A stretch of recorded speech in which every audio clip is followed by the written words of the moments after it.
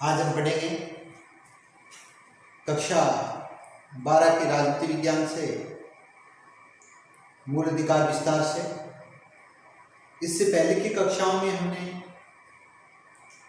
सभी मूल अधिकारों को जो अपने सिलेबस में उनको विस्तार से पढ़ा। अनुच्छेद 32 जो सभी मूल अधिकारों का संरक्षण करता है, यानी संरक्षण का कार्य करता है, उसको अभी तक नहीं पढ़ा गया था। उस अनुच्छेद को आज हम विस्तार से पढ़ेंगे। संवैधानिक उपचारों का अधिकार, तो ये जो व्यवस्था है वो भारतीय संविधान के अनुच्छेद 32 में की गई है। ये अनुच्छेद है वो उन सभी अधिकारों का संरक्षण करता है जो इस अनुच्छेद से पहले जो एक भारतीय नागरिकों को प्राप्त थे। इस अनुच्छेद को डॉक्टर भीमराव अम्बेडकर ने संविधान की आत्मा कहा। उनका मानना था कि अगर ये अनुच्छेद संविधान से हटा दिया जाए तो संविधान है वो शून्य हो जाएगा, संविधान का कोई अर्थ नहीं रहेगा। तो डॉक्टर बी.आर. अम्बेडकर के अनुसार इसकी जो इम्पोर्टेंस थी वो उसी समय संविधान सभा में स्पष्ट कर दी गई थी। इसमें 5 प्रकार की रिटें जारी की जाती हैं। जो रिटें व्यक्ति के मूल अधिकारों का संरक्षण करती हैं। इसमें पहली जो रिट है वो है बंदी प्रत्यक्षीकरण लेख हैबियस कॉर्पस, यानी अगर किसी व्यक्ति को बंदी बना लिया जाता है तो उस बंदी की प्रार्थना पर न्यायालय जिस अधिकारी ने उस व्यक्ति को बंदी बनाया उसको कारण पूछ सकता है और नजदीकी न्यायालय में उसको बुला सकता है। और अगर बंदी व्यक्ति को नियमों के अनुसार या बिना किसी कारण बंदी बनाया गया है तो न्यायालय यह आदेश जारी कर सकता है उस अधिकारी को कि जो संबंधित व्यक्ति है उसको आजाद किया जाए, उसको छोड़ा जाए। दूसरी जो रिट है वह है परमादेश मैंडस। इस जो रिट है उसमें आदेश दिया जाता है किसके द्वारा? न्यायालय द्वारा। किसको? किसी पदाधिकारी को। किसके लिए?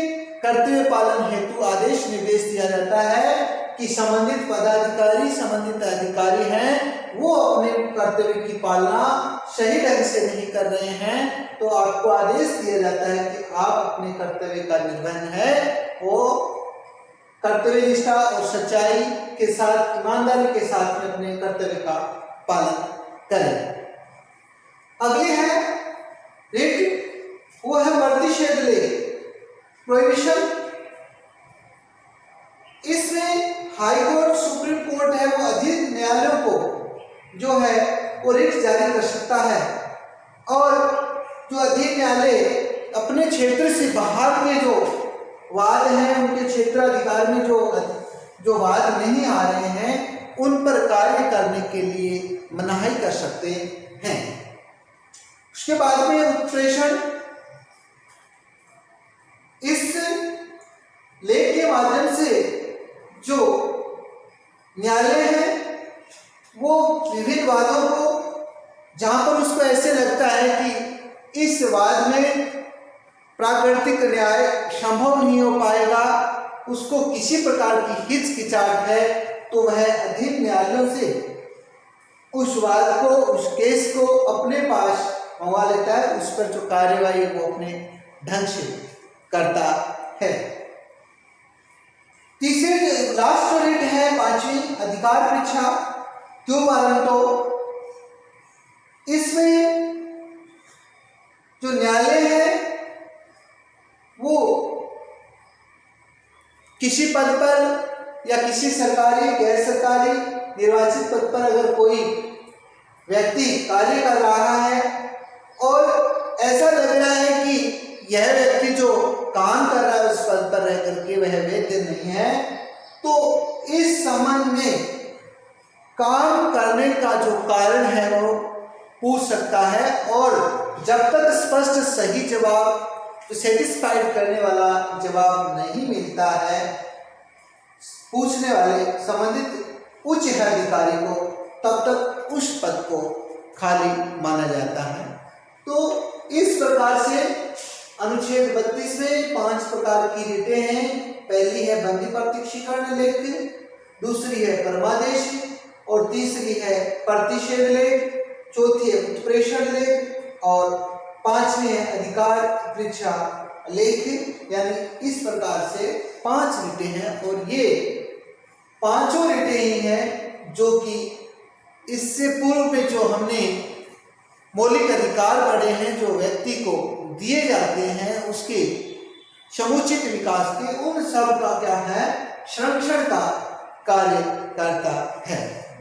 मौलिक अधिकार प्राप्त हैं भारतीय संविधान में प्रत्येक नागरिक को, लेकिन देश की एकता और अखंडता को बनाए रखने के लिए, देश में सौहार्द भावना को विद्यमान रखने के लिए, देश में जाति धर्म आदि के आधार पर किसी प्रकार का भेदभाव या सांप्रदायिक दंगे न भड़के, इस हेतु निवारक नजरबंदी का भी प्रावधान किया गया है। तो हकीकत में निवारक नजरबंदी है क्या? यह बिना किसी न्यायिक प्रक्रिया के कार्य करती है और इसमें किसी व्यक्ति को जो उद्देश्य वो दंडित करना नहीं होता, इसमें उस व्यक्ति को उस अपराध करने से उससे बचाने का जो लक्ष्य रहता है। इसमें अधिकतम उस व्यक्ति को 3 महीने तक बंदी बनाया जा सकता है, लेकिन 3 महीने से अधिक का भी प्रावधान है।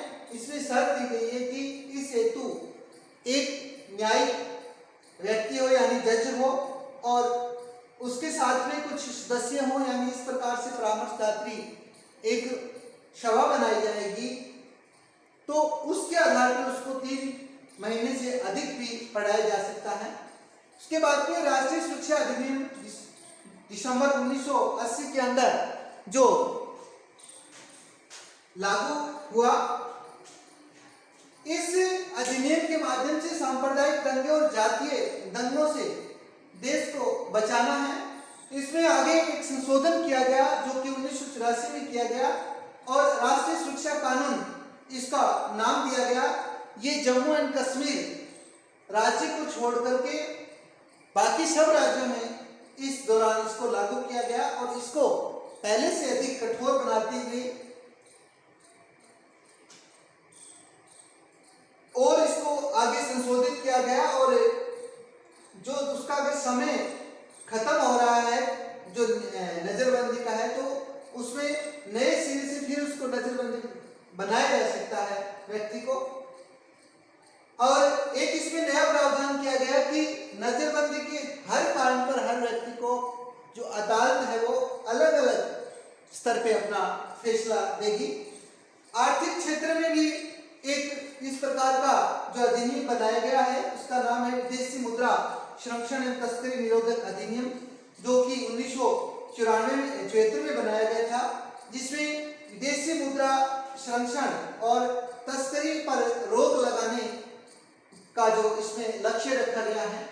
इसके साथ में गैर कानूनी गतिविधियां निवारक अध्यादेश जारी किया गया जो कि 2004 में किया गया।